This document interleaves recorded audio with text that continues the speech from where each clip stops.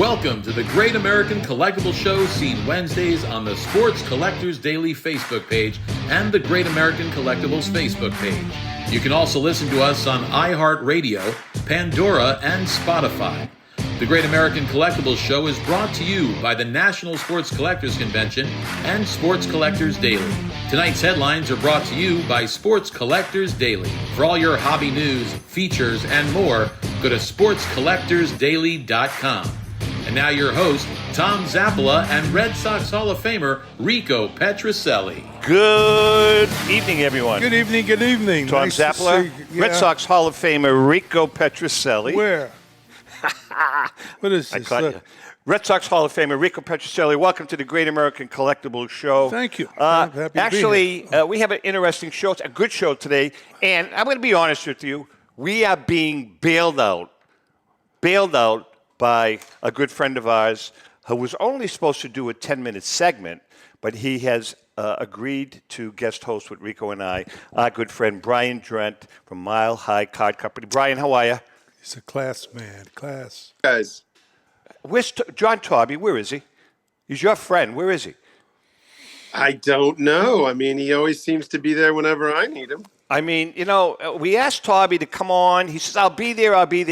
And I called his office. And you know what they had the gall to say to me? He had to run out on a consignment. How dare he run out on a consignment? Can you believe that? He's priorities in order. Exactly.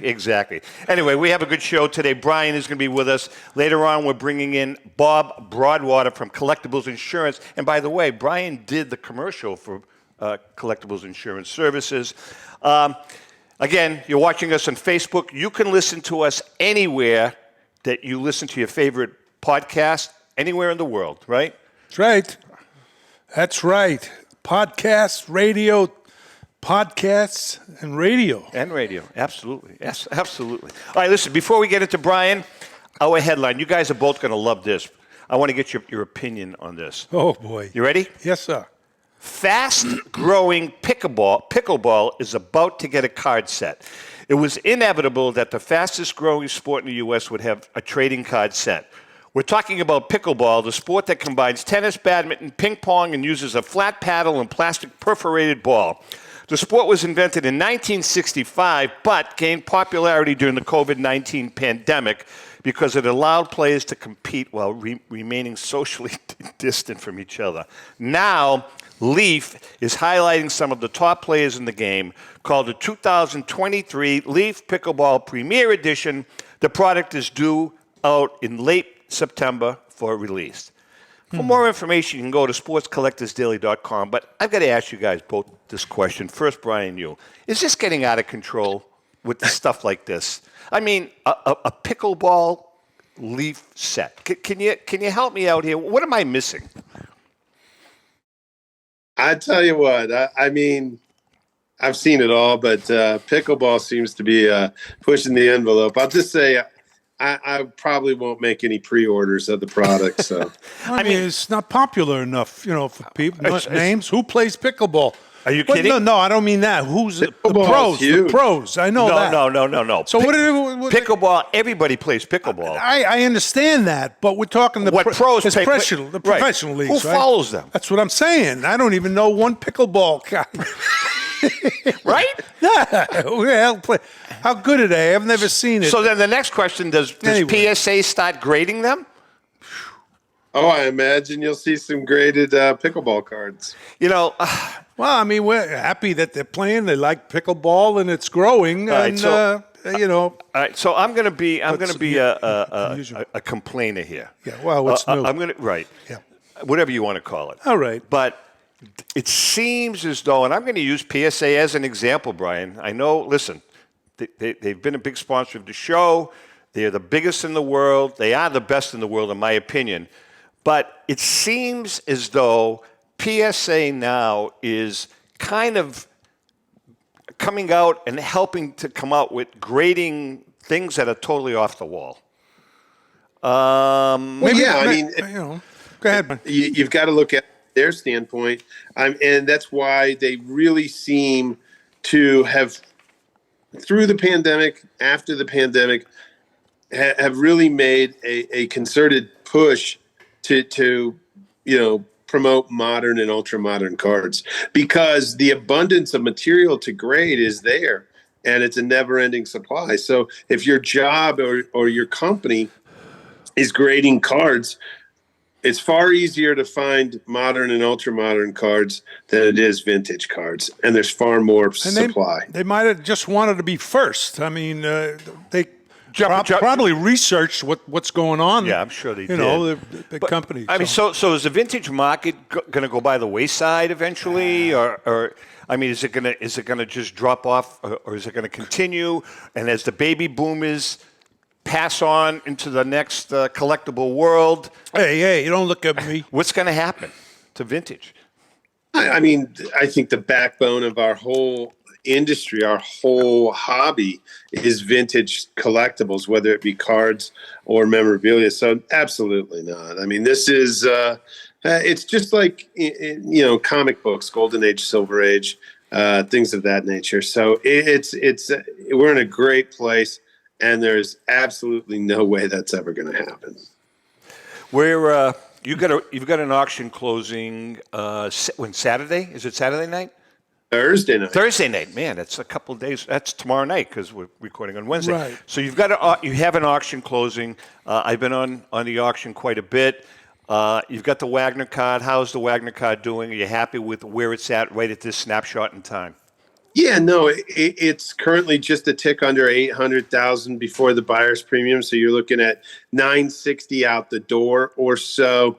But we expect the card to do significantly better, 1.6 million plus. We have a great deal of interest. I think we have 20 some odd unique bidders on it. So I'm sure there will be a great deal of interest and a great deal of bidding before the close of that card. Yeah, you've got some great lots. The Wagner card is. It's just unbelievable. Of course, Ruth and Mantle, but when you say Wagner, you say, "Wow, how much is it now?" I get asked that. I said, you've got some. And how many? I know we've asked this question before, Brian. How many Wagner cards have you handled over the course of Mile High's career?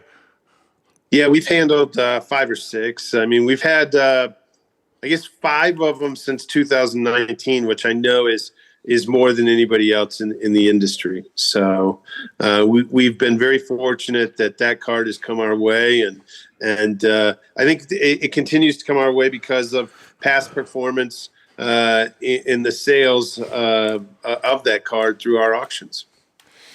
Yeah, his son, Wagner's son, was talking Lau about Wagner used to be in Wiggy Wagner. Wiggy Wagner, yeah, used to be in Carol Burnett. Yeah.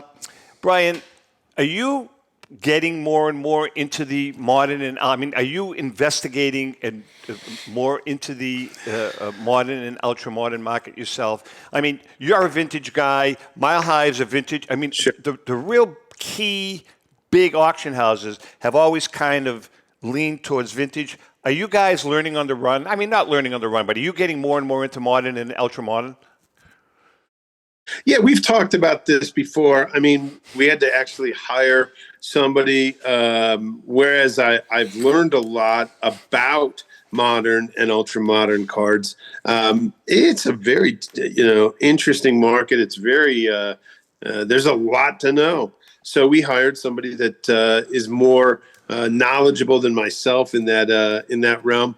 That said, we're seeing a continued downturn in modern and ultra modern cards. I think the market is shifting back, if you will, to vintage. You're seeing auction houses that have been, I would say, primarily focused on modern and ultra modern, kind of reestablish the vintage side of things. Fortunately for ourselves, that's always been our focus. So it continues to be our focus. Will we sell modern and ultra modern cards? Absolutely. There's some great material within that realm, and so we will always make that available to our customers. But again, our focus is always going to be vintage. I asked one of our guests in the past shows about what year is vintage start. I mean, from the high end, 52. Is that what 52 start or end, you mean? And is that vintage? Is the 52 cards considered vintage?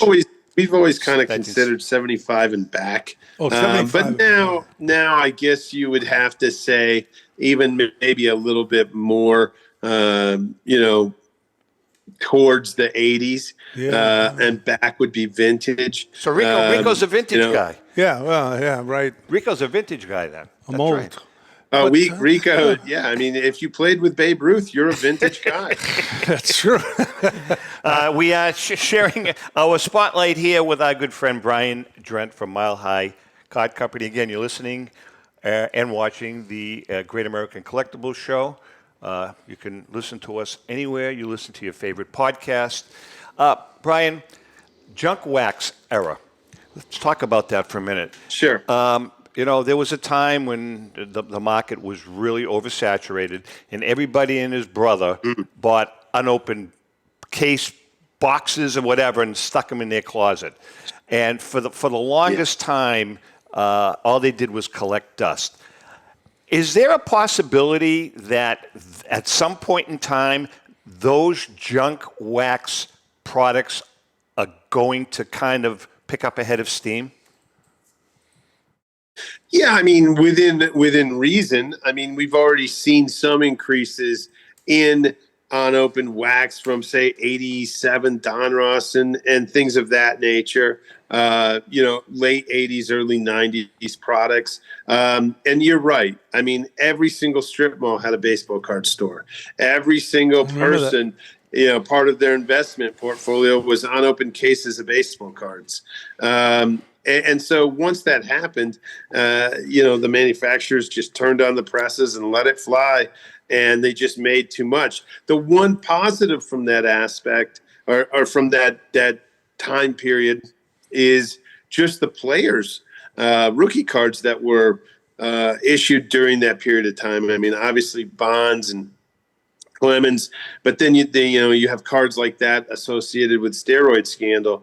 But you have other Hall of Famers, Randy Johnson, Tom Glavine, Greg Maddux, with their rookie cards issued during that period of time. So at some point, it's only common sense to think to yourself, at some point, a Maddux rookie has to be worth more than it currently is, especially in incredibly high grade 910. Same thing with Randy Johnson and others. We did I do these Great American Collectibles Show. We call them Another Gax Moment. And I was speaking with a couple of your friendly competitors about three good cards to invest in, which we consider, people are always nailing us, me especially. You nail me for being a vintage guy. At least, I understand. So we recommended, based on my conversations with a couple of guys, I recommended three cards that if you invest in them now, real cheap, you can buy them.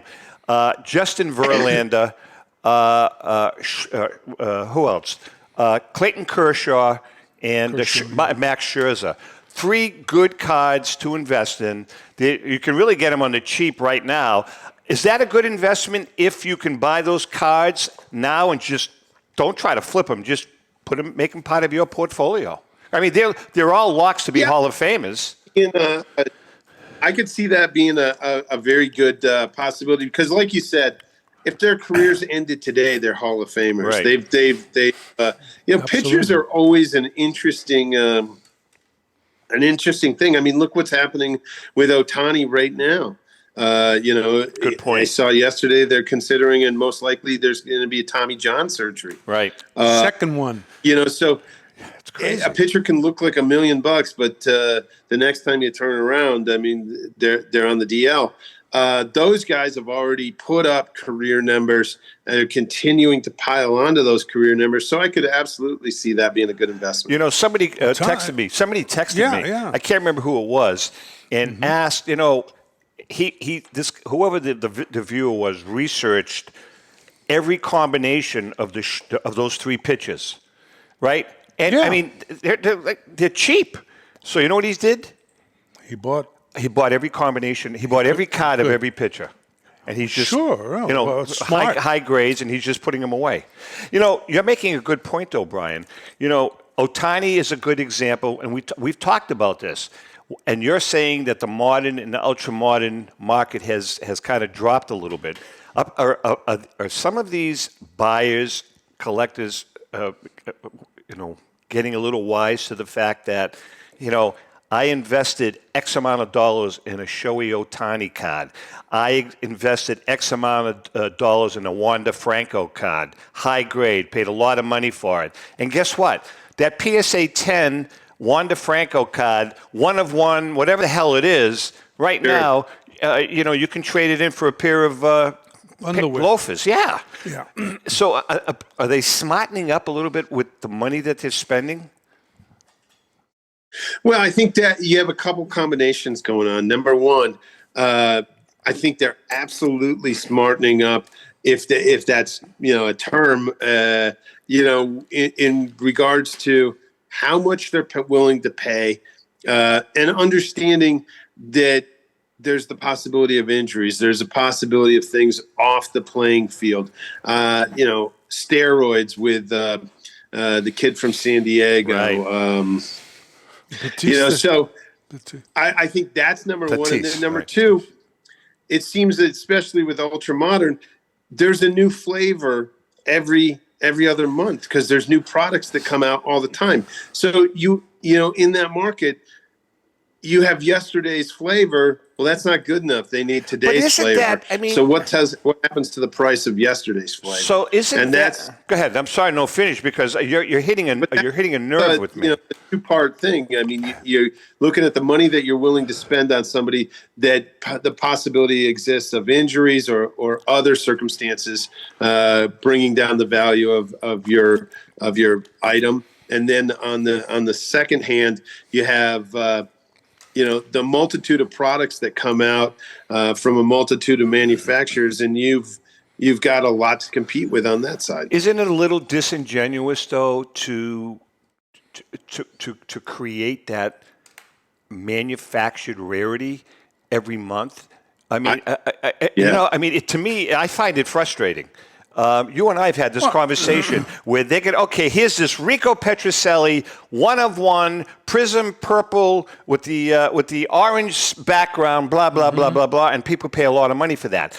Then 4 months later, hey, here's a Rico Petrocelli, one of one, but what, 5 cents. Doesn't it get... Yeah, there's 12, 15, 20, 30 different one-of-ones. Exactly, that's my point. You start to sit there and go, it becomes so watered down. You don't know what the right card is. Right? You may think it's one thing. Other people think it's something else. So you just never know exactly what.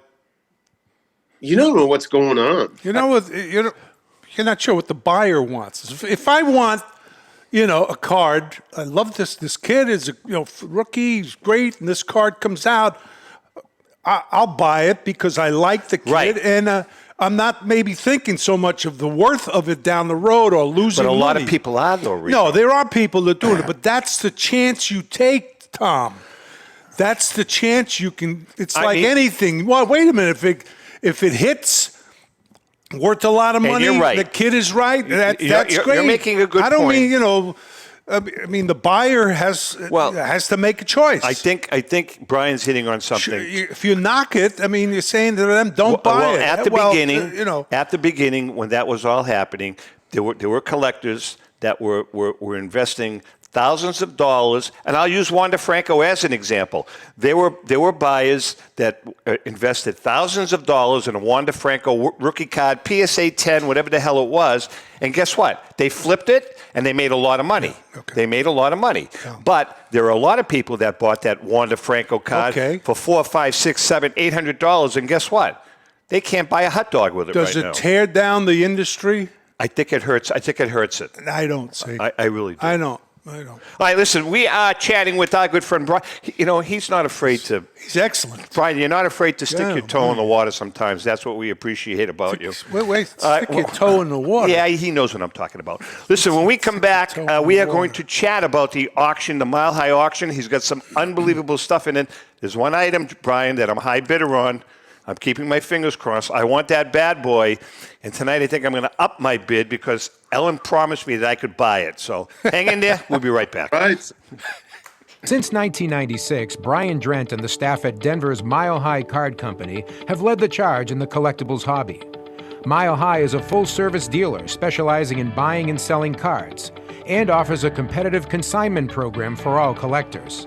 Whether it be their computerized want list service, appraisals, or auction services, Mile High has it all.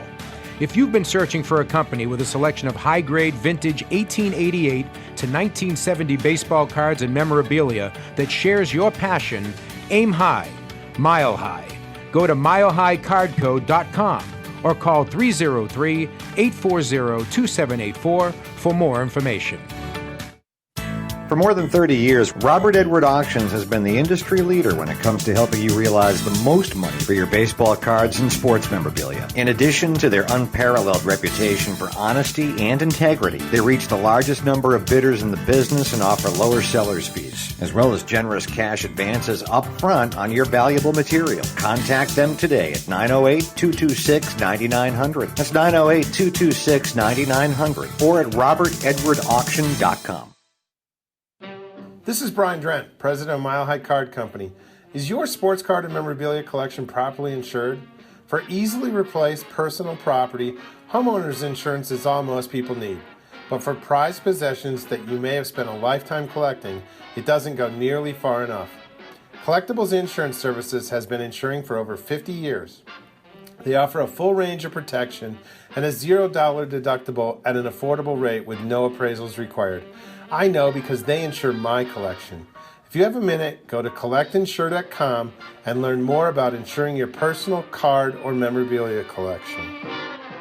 Hi, this is Dan from Memory Lane Auctions, here to remind you that the renowned Memory Lane Collectibles Company has served as a beacon of light to the collecting community for the past several decades. Indeed, folks, it has been our utmost privilege and pleasure to provide the most enthusiastic collectors with an abundance of the finest sports cards and memorabilia for America's most coveted sports personalities via our world-class auctions. Whether you choose either a private sale transaction or the auction route, Memory Lane cordially invites you to reach out to us to maximize the value of your prized possessions. Also, it is not just sales that we pride ourselves on being the best of the rest, because if you are seeking a particular keepsake for your esteemed gathering, we will be relentless in our quest to find that special piece to fulfill your collecting dreams. So no time to wait. Reach out to us today for the purposes of capitalizing on our unparalleled marketing capabilities. Simply pick up the phone and dial 877-606-5263. That's 877-606-LANE, or find us on the World Wide Web at www.memorylaneinc.com. Now is the time for your valued consignment to ultimately become another one of Memory Lane's record-setting prices. How would you like to own the bat that was used by your favorite player when he hit that towering home run or game-winning base hit? Now look no further than JT Sports, specializing in the sale and authentication of professional game-used bats. As the official authenticators of professional model game-used bats for PSA DNA, JT Sports will guarantee the authenticity of any bat purchased from them. JT Sports also buys and sells game-worn uniforms, gloves, and baseball equipment. The unique quality of the collectible is what JT Sports is all about. Give them a call at 609-487-8003 or check them out at GameUseBats.com. Number 6 on the roster, but number 6 in our hearts. Number 1 in our hearts. On Deck with Rico Patricelli. Okay, it is time for our segment, On Deck with Rico, brought to us each week by our good friend Brian Dwyer and the great staff at REA Auctions. All right. Don't forget to get your bid in by going to robertedwardauctions.com. That's Robert Edward Auctions for extraordinary results and extraordinary service. Yeah. This week's question was submitted by Matt Waning. And it's kind of a good question. And this is kind of a current modern question, Rick. Well, what do the Red Sox need to become a contender again? Wow. Well, good question. I mean, how far away are they? Well, you're Red Sox fans. Well, if let's say this team they have now, and healthy, let's say. They need a real good setup man, all right, to get to the closer. Wait, what is that, a one-inning guy or two-inning guy? Oh, it could be one or two. Well, that's okay. No, wait a second. Bullpen, they absolutely need a starter that could win 15 games at least. Just one? Yeah, and go with what they have now. And then they need another hitter that could produce, knock in runs, okay? One thing I like, they got some speed. So getting guys on base ahead of the big hitters. So it's, people are going to say, well, they need way more than that. Yeah, of course, they could always use a lot more players, a lot more good players, but you're not going to be able to do that.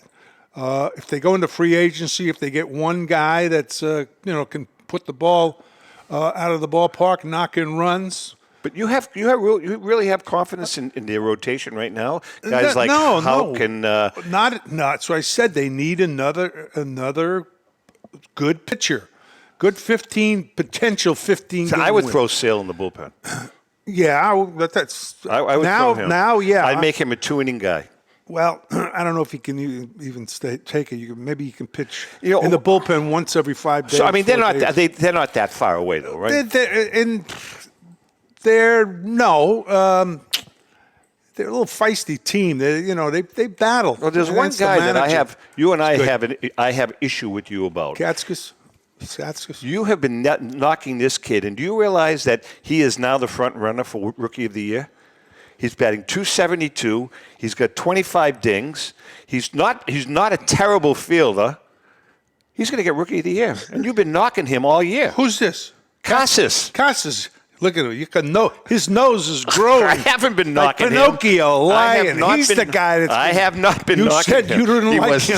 You said I like him though now. All right, Brian. What about your Rockies? And by the way, with all due respect, Rico's going to hate me to say this, and you're probably not going to like this, but I'm not a big Trevor Story fan. I'm just not a big fan of Trevor Story's.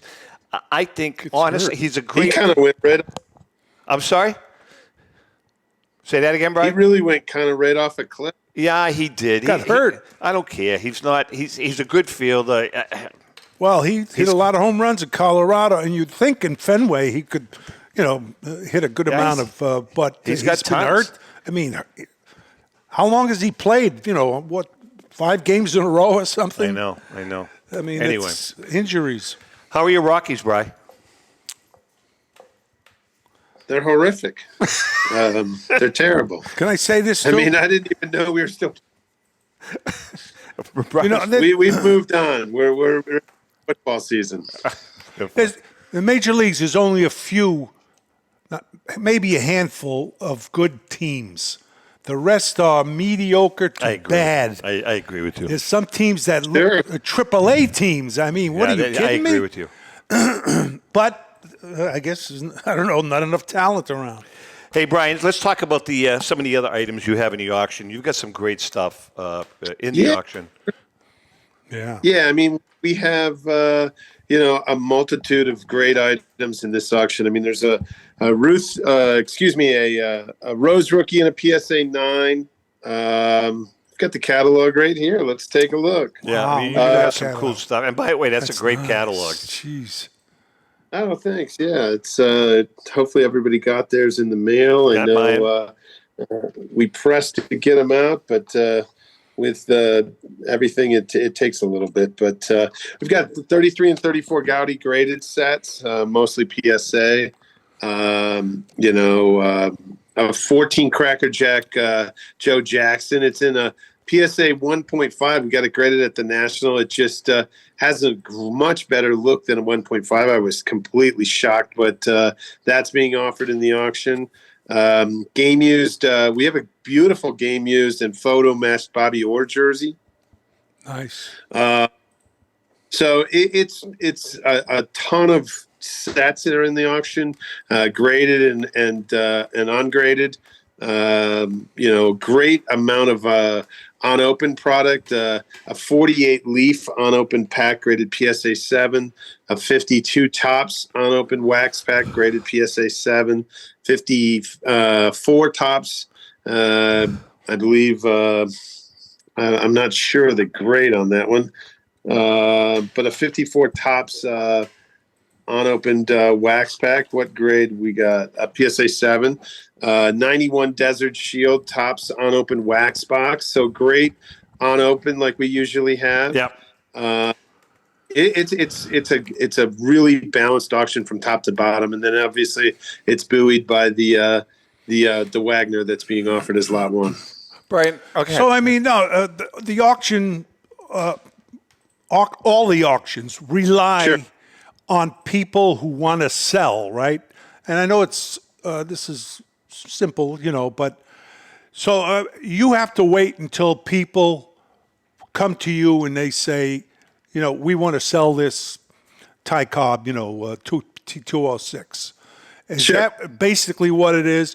Do you and others buy stuff yourself and put them in the auction? Yeah, we do actually buy cards. We buy collections. We buy graded, ungraded. We buy memorabilia. So we definitely buy ourselves. But predominantly the auction is made up of consignments from our customers. Yeah. Something, Rico, that's a damn good question. No, well, maybe people watching are just interested. It's the first time they're saying, "What's this all about?" Good question. That's why I No, answered them. Brian, That was a good question, and I think sometimes people kind of assume every auction house just takes consignments, and that's the only thing. Yeah, that's a good. But we absolutely look to buy collections outright, single cards outright, whether it's autographs, game used collections, advertising pieces. So we're kind of open to anything. So Brian, like when you're at the National, for instance, or the Philly show, or one of those shows, whatever pieces that you bring in, what's the breakdown? Is it 50% you buy, 50% of consignment, or do you buy most of it? How does it? What's the breakdown? No, I would say, our average auctions, we do $6 to $8 million plus auctions. Yeah. So I think people would be our breakdown is I don't think we're 20% of it we own. Right, so 80% and the rest, 8% or so, is consigned. Okay, I want to talk to you about these unopened. I've never been able to wrap my arms around like these PSA graded 7, like using the 48 leaf, for instance. You've got how many cards in that pack? About. I'm going to guess in that pack. Let's see if it says, but I think it's 5 or so. Okay, so you've got 5 4, cards. 5, 6. You've got 5 cards that are in a cello pack, and there's a PSA slab there. So that particular pack has always increased in value. Is there ever a time when some collector will buy it and say, something, I'm going to roll the dice and break it open, and let's see if there's that Jackie rookie card in there or something like that? Yeah, absolutely. That's one of the reasons why unopened continues to show nice growth is, you see all these companies out there that, they video opening a 55 tops cello or a 55 All-American cello pack, something along that line. And every time one of those packs is opened, now there's less of them to be opened. Gotcha. So what happens is there's an adjustment in price, and they appreciate because of that fact. So very cool. Why do people do that? Right? Why do people bet on horses? It's the same, right? Exactly. It's just the excitement of what could be You're there. 100% man, right. And Charlie is great at that. Charlie Perino's great at that. Charlie's, he'll break open some really people, cool stuff. wondering why with these pack, because I'll never forget the show we did a couple of years ago when we got that 55, the 55 Bowman, with Bowman mantle. That was pretty cool. It's Fortunately for me, I just don't have that bug to open them. I don't either. I don't. But some people, I know people that buy on open, and they may go home and have a couple scotches, and the next thing you know, they're ripping open a pack. You know, when I first got into this, when I started writing the book, right, the T206 book 15 years ago, there were more. I mean, I remember, at some of the old Mastro auctions and some of those auctions that there were unopened, graded, tobacco packs, Piedmont, Sweet Caporal packs, and it was always the carrot was there could be a plank in here, there could be a carbon here, but you don't see many of those around anymore, do you, Brian? No, too many. I mean, we've handled a couple over the years, and it's just you just never know. First of all, there might be a card, but it could be an Indian chief. It could be a bird. You just don't know if it's even going to be a baseball card. Yeah. So it's an interesting thing, but I don't know. It's hard to figure out what could be in there, obviously. Yeah. Hey, we talked about pickleball before. Joanne, my niece. Yeah. This is good. She plays pickleball, her and her husband, against other people. And one of the guys there that they play against played pickleball. This is California now. Watches every show. See? Yeah. So you pickleball players, we didn't mean to disparage you. Definitely. We love pickleball. We love pickleball. It's just a great sport. But I wanted to mention that. It just came to mind. It's a great sport. I'm a little late. Brian, T206s. That T206 collection, it's still the iconic collection in pre-war. Why? Obviously, I was a big T206 collector at one time. We wrote a book on the T206 collection. But why is it still? I think there's a good question, but I think really what you really want to look at is, are there more T206s out there in numbers than any other tobacco set? That's exactly what I'm alluding to.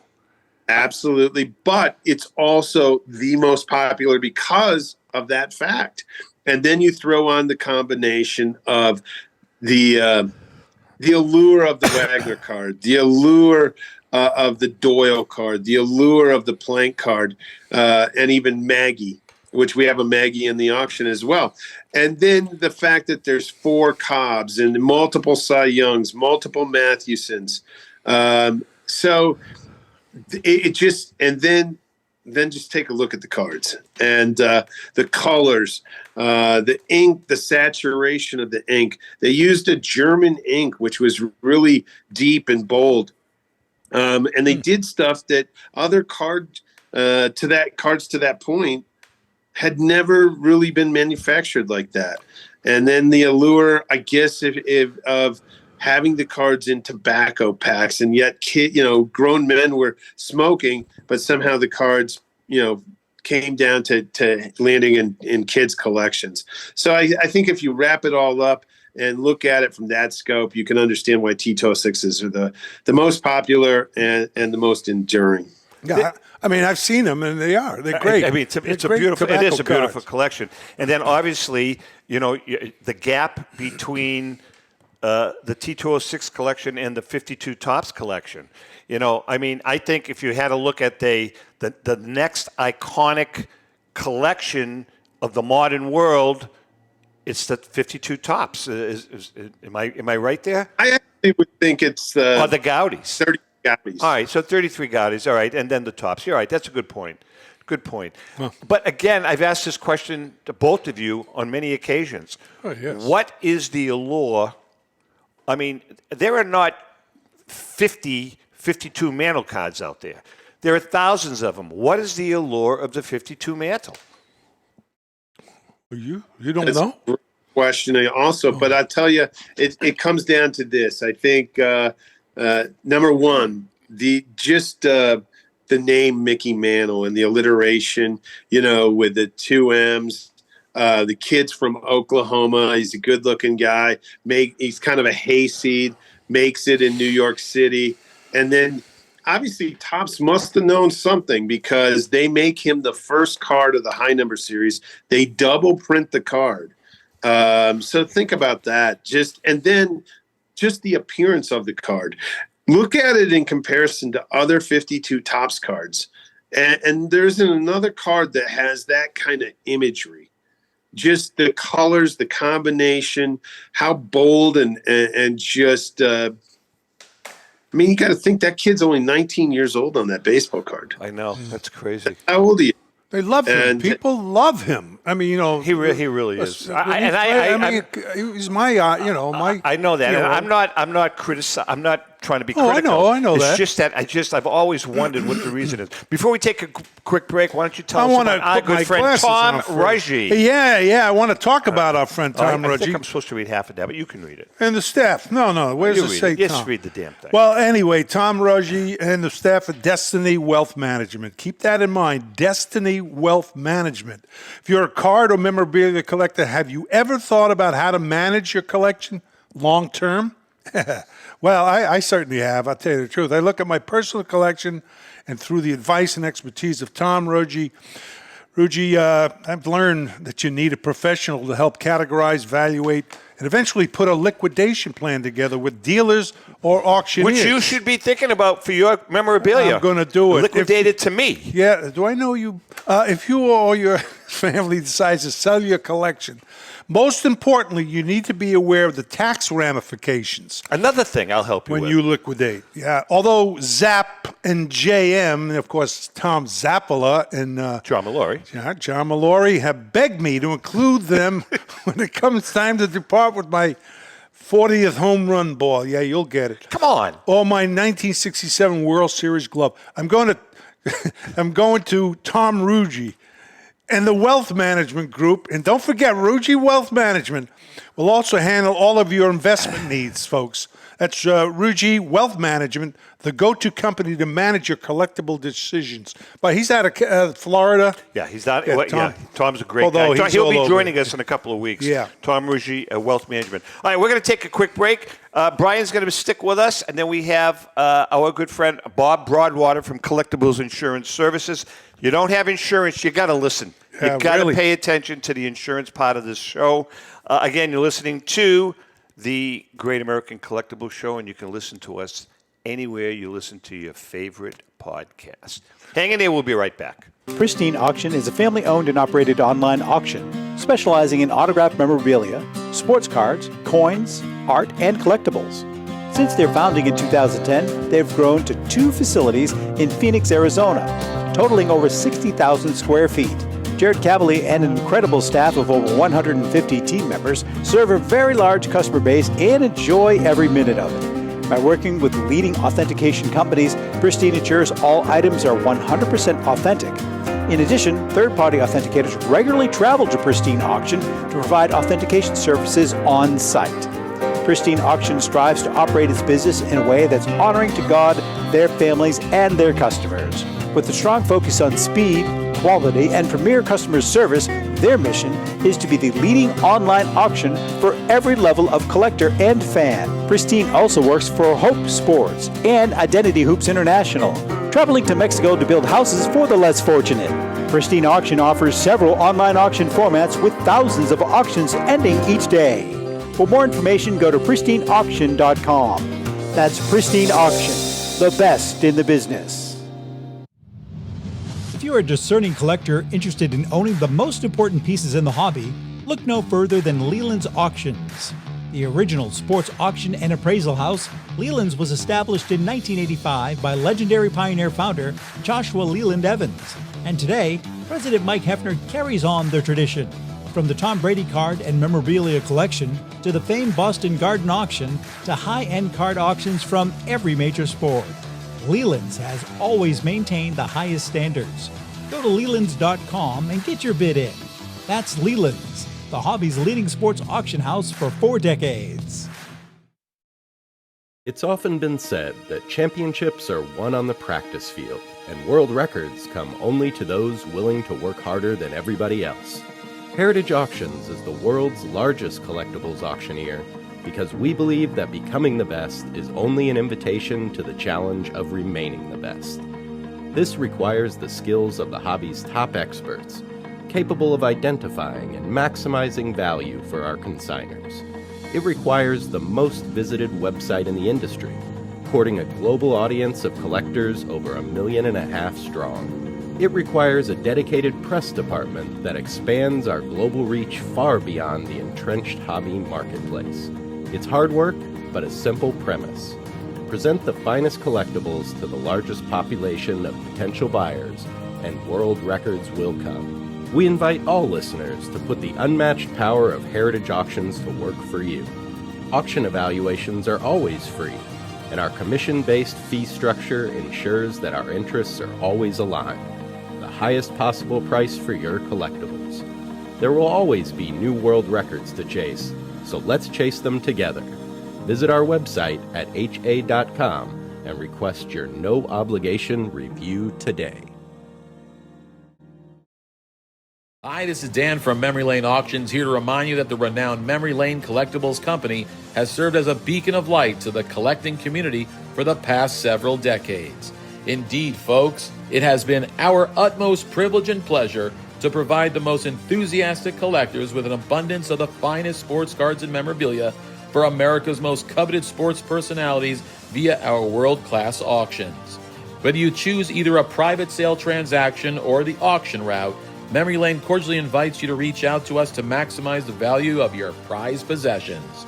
Also, it is not just sales that we pride ourselves on being the best of the rest, because if you are seeking a particular keepsake for your esteemed gathering, we will be relentless in our quest to find that special piece to fulfill your collecting dreams. So no time to wait. Reach out to us today for the purposes of capitalizing on our unparalleled marketing capabilities. Simply pick up the phone and dial 877-606-5263.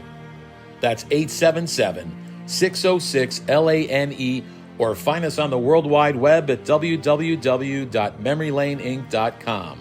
Now is the time for your valued consignment to ultimately become another one of Memory Lane's record-setting prices.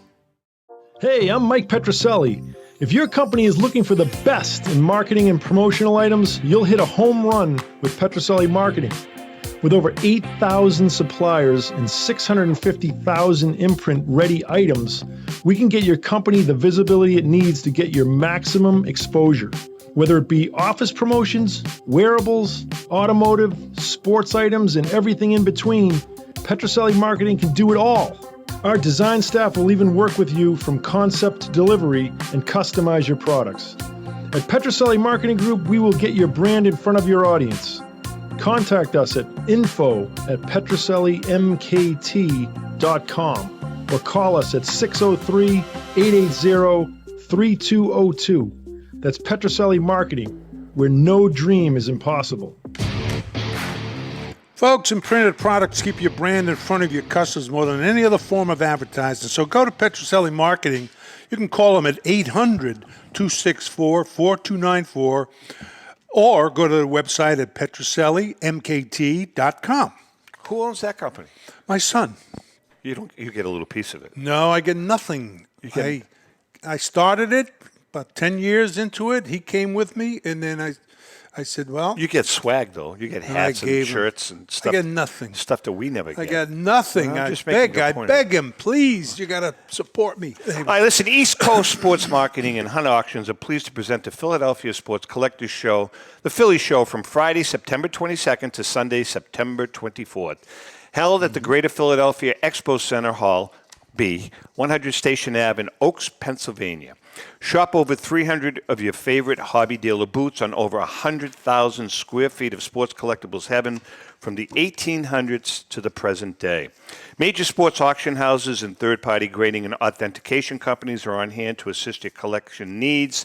The Philly Show is family-friendly, and all kids 12 and under get in for free. Autographed guests include Pete the Hit King Rose, Baseball Hall of Famers Jim Thome and Pedro Martinez, one of my favorites, and 2023 inductee Scott Rowland, basketball legend Julius Dr. J. Irving, and Allen Iverson, and many, many more. For more information, go to phillyshow.com. Remember, since 1975, that was the year that Rico's team blew the World Series.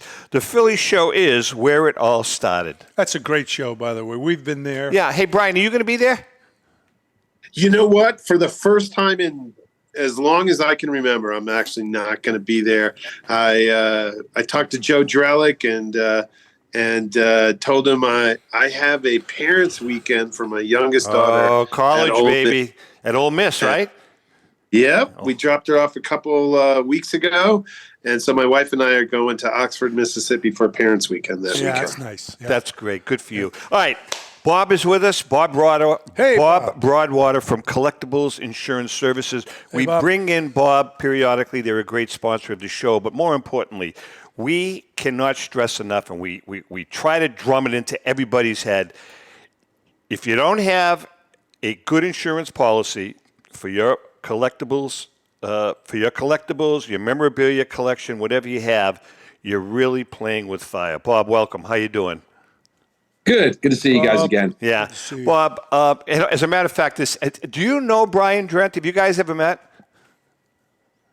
I don't believe we have. Well, I don't know. have met. You have met. Brian, he recorded your commercial for this show. Because Brian is a collectible insurance customer, and he's always, just touting you guys. Let's talk about why is it so important, Bob, to have a collection. I mean, there are people that have $1,000 collection. There are people that have several $1 million worth of collection. Mm-hmm. Tell us what the importance is and why. Yeah, so we're an insurance company founded by collectors for collectors. Typically, sports memorabilia, other collectible items fall outside your typical homeowner's property insurance coverage. So our product fills that gap by covering those items to their current market value and includes typical causes of loss like accidental breakage, fire, water, theft.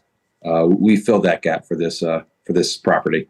Now, a very dear friend of mine, a very close friend of mine, whose name I'm not going to mention, has an extensive memorabilia collection in his home, and I'm not totally sure if it's insured. And it's in a room down his basement, and I know there's some very valuable stuff in there. I'm just wondering if that individual has that stuff insured. He should, yeah. But does he? I'm asking with him. hacking, I tell you, there's a lot of hackers out there. I'm asking him. They need insurance. Who? You. Oh, you're talking about me? Oh, of course I got it insured. You have it insured? Yeah, of course.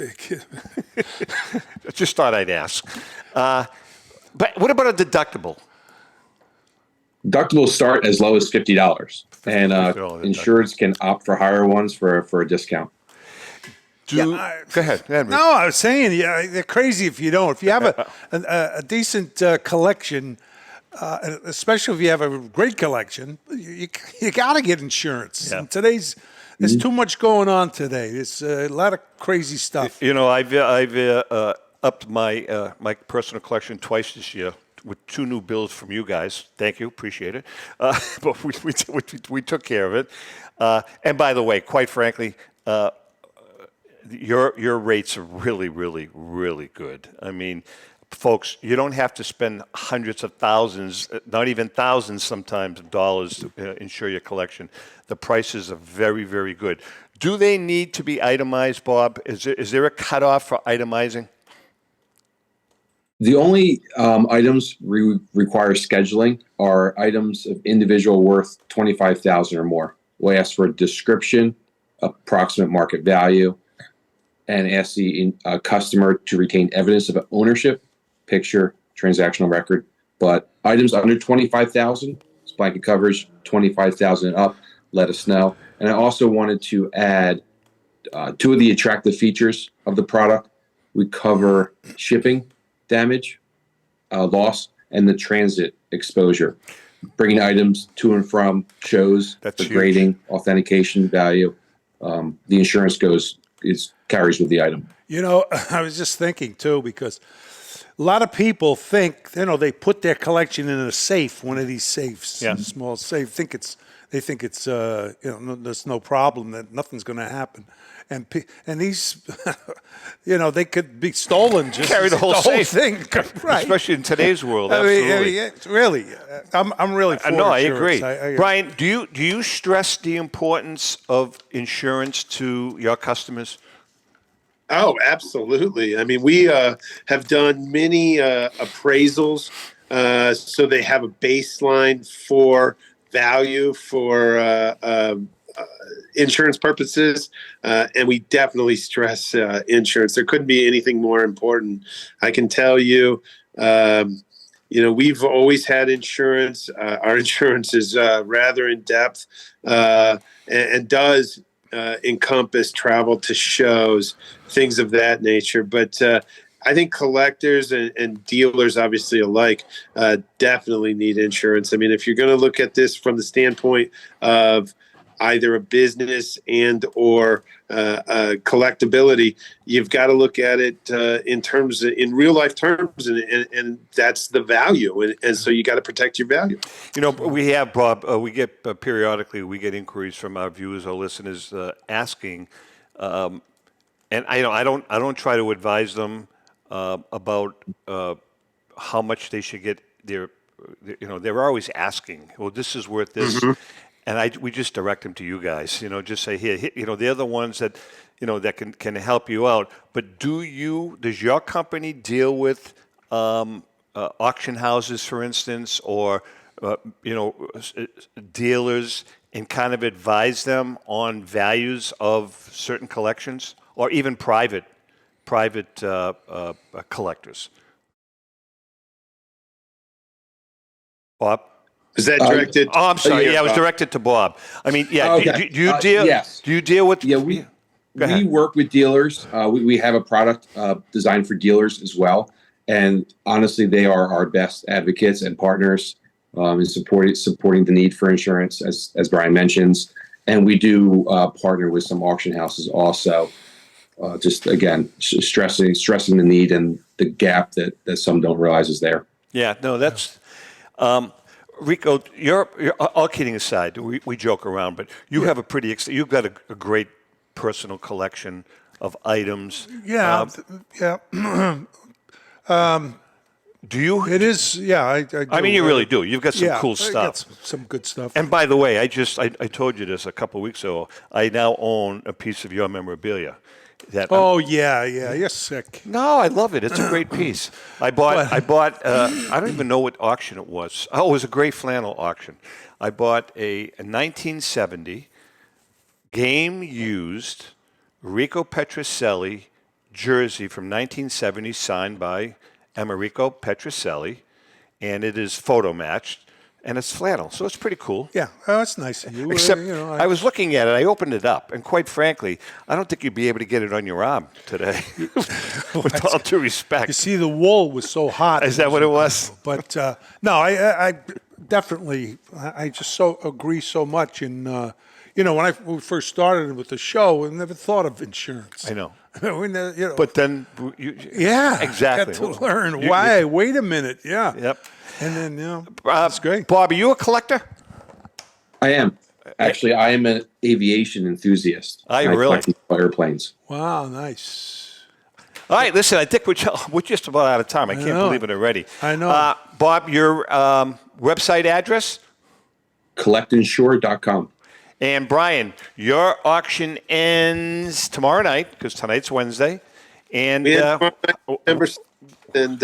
guys, get your bids in at milehighcardco.com. There's some great material and some great deals right now, but we definitely appreciate all of our customers' business. Brian, what do they call it? Sniping? Is that what they do at the last minute? Sniping it's called? Yeah, we work on we close and then go to a 30-minute rule. And so they got to get their bids in. The items will stay open individually by lot, the items that have had bids during that 30 minutes. I'm going to snipe on that one item. I am going to buy that item. I'm rooting for you. I want it, baby. Again, Thank you all so much for your support. Again, you can listen to us anywhere you listen to your favorite podcast, The Great American Collectibles Show. Rick, nice seeing you. Hey, it was great. Bob, Thanks, thank you guys. very much. And Brian, as always, man, you've been a big support. Thank you, Brian. I can't thank you enough. Yeah. With that being said, happy collecting.